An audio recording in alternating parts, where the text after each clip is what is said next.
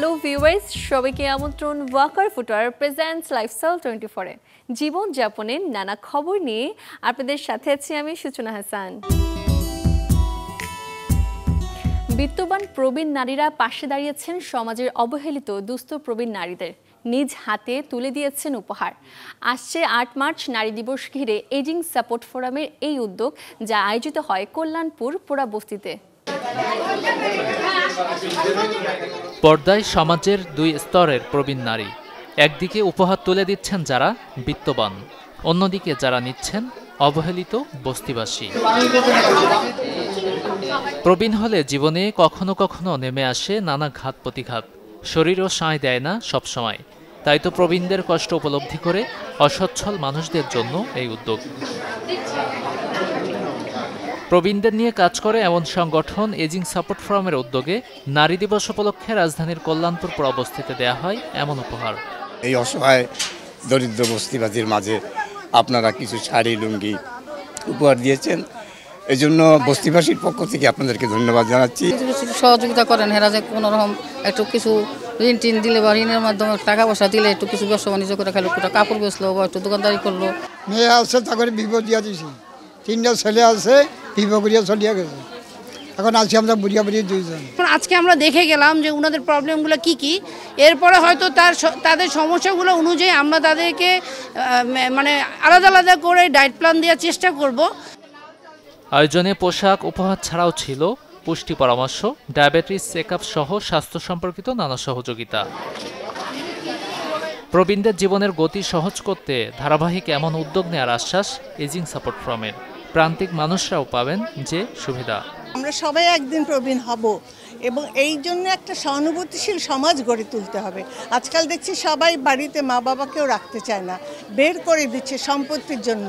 এই ধরনের জিনিসগুলো আগে হতো না, আমরা বাবা মাকে গুরুজন হিসেবে রাখতাম, কিন্তু সেই জিনিসটা আস্তে আস্তে হারিয়ে যাচ্ছে। তাদের পক্ষে এখন আর শারীরিকভাবে আর সক্ষম না, তারা কাজ করতে পারে না, তারা কেউ ভিক্ষা করে, কেউ নাতি নাতকুর সামলায়, কেউ বাসায় বসে আছে। এই নারী দিবসে আমরা তাদের কাছে আসছি উপহার সামগ্রী নিয়ে, প্রায় 200-র উপরে উপহার, শাড়ি লুঙ্গি বিছানার চাদর এসব নিয়ে আমরা আসছি এই তাদেরকে শুভেচ্ছা জানানোর জন্য। এটা তাদের প্রতি আমাদের কোনো করুণা না, দয়া না, আমাদের দায়। তারা প্রবীণ, আমরা প্রবীণ, প্রবীণের ব্যথা প্রবীণরাই সবচেয়ে বেশি বুঝে। যখনই মানুষের কিছু অভাব তৈরি হয় তখন সমাজের মানুষে এসে দাঁড়ায়। আমরাও ওই রকমই, যে প্রবীণরা যেরকম তার অভাববোধ, তার চাহিদা থাকে, এইরকমভাবেই আমরাও মানুষের পাশে থাকে। এটা নিয়েই সমাজ। জীবনে অর্জন যতটুকু থাকুক না কেন, সমাপ্তিটা যেন হয় সম্মানের সাথে, সন্তান আর পরিবারের সঙ্গে, এমন চাওয়া প্রবীণদের। গাজী আনিস, চ্যানেল 24, ঢাকা। দর্শক, এবারে আপনাদের নিয়ে ঘুরে আসবো চট্টগ্রাম থেকে। সেখানকার বিখ্যাত টেরি বাজারের 81 দোকান জুড়ে ক্রেতা বিক্রেতার সমাগমে রোজার শুরু থেকেই জমে উঠেছে ঈদের বিক্রি কিনে। রোজা শুরুর অনেক আগ থেকেই ঈদের কেনাকাটায় জমজমাট চট্টগ্রামের পোশাকের সবচেয়ে বড় বিপণন কেন্দ্র টেরি বাজার। পাইকারি বা খুচরা, থান কাপড় থেকে রেডিমেড সব ধরনের পোশাক মেলে ঐতিহ্যবাহী এই বাজারে। আগেভাগেই টেইলারের সিরিয়াল পেতে পাঞ্জাবি, শার্ট, প্যান্ট, থ্রি-পিস সহ সব ধরনের থান কাপড় কিনতে শবে বরাতের পর থেকে ভিড় ক্রেতাদের, যা চলবে 15 থেকে 20 রোজা পর্যন্ত। অনেক সুন্দর সুন্দর ডিজাইন পাওয়া যায় এবং প্রাইসও মোটামুটি ভালোই আমাদের রেঞ্জের মধ্যে পাওয়া যায়। এই কারণে টেরি বাজারে আসা। সেলাই কাপড়গুলো দিয়ে যেগুলো 3-পিস বলেন, শার্ট প্যান্ট, এগুলোই কিনতেছি। ঈদের একটু আর্লি আসছি কারণ একটা সেলাইয়ের ব্যাপার আছে আর একটু রমজানের দিন। এবারে পাঞ্জাবি ও 3-পিসের মধ্যে ভারতীয় ও পাকিস্তানি কাপড়ের চাহিদা বেশি। 3-পিসে কদর বেশি পাকিস্তানি আদানুর, বিন সাইদ ও সাদাবাহারের। গরমের কারণে কারো পছন্দ সুতির কাপড়। তসের সিল্কের মধ্যে গিফটের জন্য দেখতেছি, নিজেদের জন্য একটু আরো এদিকে দেখবো। এখন 3-পিসের মধ্যে পাকিস্তানি 3-পিস বেশি চলতেছে, তারপর ইন্ডিয়ান 3-পিস চলতেছে। বেশি কাপড় আছে বাইরে থেকে আনছে, তো প্রাইসও মোটামুটি রিজনেবল আছে। বিশেষ করে আমি আগানোটা বেশি পছন্দ করতেছি, এটা আমার জন্য বেস্ট মনে হচ্ছে আর কি। খুব গরম পড়তেছে, এই জন্য আমরা কটনের দিকে খুব ধাবিত হচ্ছি। ছোট বড় মিলে 82টি মার্কেটে 2000-এরও বেশি দোকান আছে টেরি বাজারে। রনি দত্ত, চ্যানেল 24, চট্টগ্রাম। গল্পটা এবারের ইফতার আয়োজন ঘিরে। দেশের জনপ্রিয় একটি রেস্টুরেন্টের কথা বললে নাম আসবে স্টার কাবাবের। এই দোকানটি প্রতি বছরের মতো এবছরও রেখেছে নানা রকম ইফতার আইটেম। পবিত্র রমজান মাসকে ঘিরে সিয়াম সাধনার পাশাপাশি শহর জুড়ে থাকে নানা রকম ইফতারের আয়োজন। রাজধানীর ধানমন্ডির স্টার কাবাব এবছরও তাদের পসরা সাজিয়েছে মুখরোচক সব আইটেমে। ইফতার মেনুর মূল খাবারের তালিকায় পেঁয়াজু, বেগুনি, আলুর চপ কিংবা ছোলা বুট তো আছেই, সাথে আছে নানা রকম পরোটা আর রুটি। কোনোটিতে আছে চিকেন কিমা, কোনোটিতে আবার ব্লেন্ড করা আছে বিফ আর মাটন। ভোজন রসিকদের পাশাপাশি রমজানকে কেন্দ্র করে ইফতার বাজারে আগমন ঘটে এমন সব ক্রেতার যাদের সচরাচর দেখা যায় না রেস্টুরেন্টের খাবার কিনতে। স্বাদের ভিন্নতা এবং প্রিয়জনের আবদার মেটাতে অনেকেই আসছেন ধানমন্ডির স্টার কাবাবে। স্টারের আসলে ওদের সবগুলো প্রোডাক্টই ভালো, আলহামদুলিল্লাহ খুব পছন্দ সবগুলোই। তবে আমার এই চিকেন আইটেমগুলো বেশি স্পেশালি পছন্দ। চিকেনই সব থেকে আমার এখানে ভালো লাগে, আমি জিলাপিও খাই। এই শাখার ব্যবস্থাপক জানালেন, উল্লেখযোগ্য কোনো পরিবর্তন ছাড়াই তারা ধরে রেখেছেন ক্রেতাদের আস্থা। সব আইটেম আগের ইতে আছে, নতুন যুক্ত হয় নাই। পুরো আমাদের রেগুলার যে আইটেম ওইগুলো সবগুলো ইনশাআল্লাহ তৈরি করছি এবার। এটা হলো চিকেন বটি কাবাব, চিকেন টিক্কা আছে, চিকেন গ্রিল আছে, আর এটা হচ্ছে বিফ বটি কাবাব, বিফ শিক কাবাব। সাথে আমাদের মাটন খিরি হবে, মাটন গুর্দ হবে, আর আমাদের খাসির লেগ কাবাব।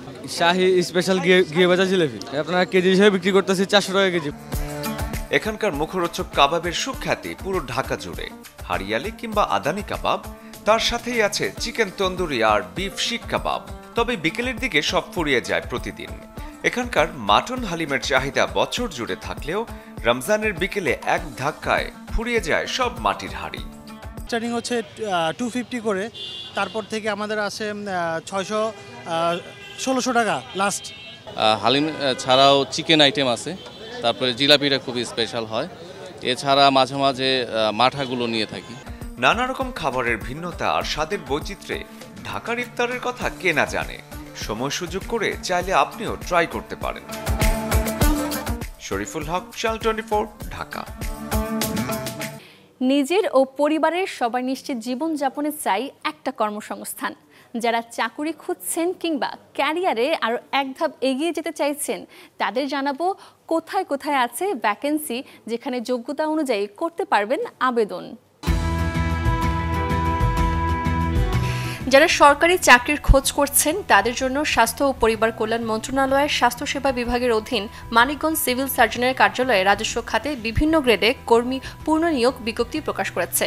8 ক্যাটাগরির পদে 66 জনকে নিয়োগ দেওয়া হবে। আগ্রহী প্রার্থীদের অনলাইনে আবেদন করতে হবে। অন্যদিকে বেসরকারি উন্নয়ন সংস্থা গ্রাম উন্নয়ন কর্ম জনবল নিয়োগে বিজ্ঞপ্তি প্রকাশ করেছে।